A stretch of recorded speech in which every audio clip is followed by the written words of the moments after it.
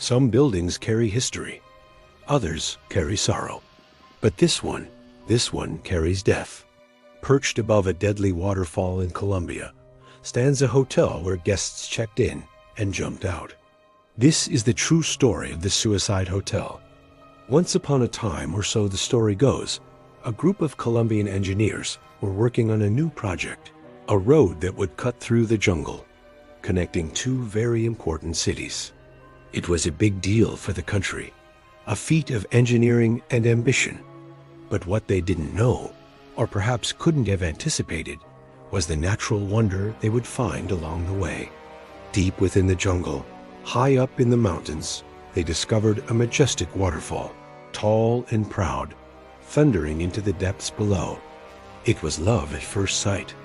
The engineers stopped their work and decided to build their camp nearby.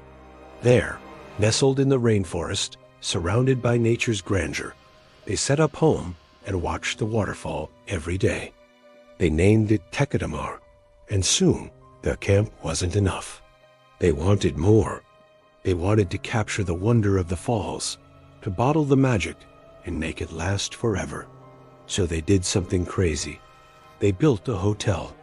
The year was 1923, and they hired the best architect they could find, Carlos Arturo Tapias. His design was flawless. The small hotel looked like something straight out of France. It had elegant rooms with large balconies. It had a cozy bar, a grand dining room, and the most spectacular view in the world. On clear days, you could see for miles, the mountains in the distance and the jungle all around, but mostly the waterfall, Tequendama, tumbling down from the sky, roaring with power and grace. The hotel was a dream come true, except there was one problem. See, the waterfall was hundreds of feet up, perched on the edge of the cliffs, overlooking the abyss below, and the road was right next to it.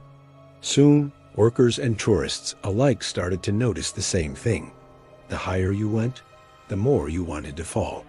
Some sat on the railing, mesmerized by the view, and suddenly jumped. Others wandered aimlessly until they found the edge and leapt without a thought. The hotel became known as the Hotel of the Leap, and people wondered if it was cursed. Soon, the managers realized there was only one way to stop the madness. They needed to block the view.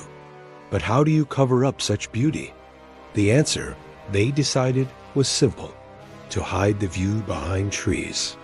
They planted thousands of them, row after row, until the waterfall was hidden from sight.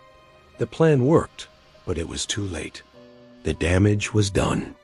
People still talked about the Hotel of the Leap, and no one wanted to stay there. As the years went by, the place fell apart. The waterfall became a whisper in the jungle, and the hotel became a ghost. But legends don't die easily, especially not in Colombia. They say that before the conquistadors arrived, the Muisca people lived among these lands. They were peaceful and wise, and they loved the waterfalls. To them, the falls weren't just water tumbling down. They were a sacred place, a gateway to the heavens. When the conquistadors came, they tried to take it away, but the Muisca refused. They fought bravely, but they knew they couldn't win. So when the Spanish commander threatened to destroy the waterfall, they did something unimaginable. They jumped. One by one, they leapt from the cliffs, embracing the falls, choosing death over slavery. They believed that when they hit the rocks below, they would transform into eagles and fly away to freedom. And for a moment, it almost worked. As they soared through the air, free and fearless, the eagles circled above the falls, their wings catching the wind. But then reality set in. They were just humans after all, and gravity pulled them down. But maybe that was the point. Maybe death was better than life under the conquistadors. And ever since, the cliffs have whispered their story, calling to those who stand too close. They say the Muisca still leap from the cliffs, and anyone who hears their cry can't resist the call. Soon, another legend was born. This time, it was about a young woman. Her name was Julia, and she was the daughter of the hotel owner. She loved the waterfall. She spent hours on the balcony watching it tumble down. But she also loved a poor farmer. He worked in the fields below, and she dreamed of running away with him, but her father would never allow it. He wanted her to marry a rich man, someone who could buy her fine dresses and take her to parties. But Julia didn't care about parties. She wanted love. And one day, when the waterfall was thundering and the jungle was whispering, she decided to run away. She packed a small bag and slipped out of the hotel.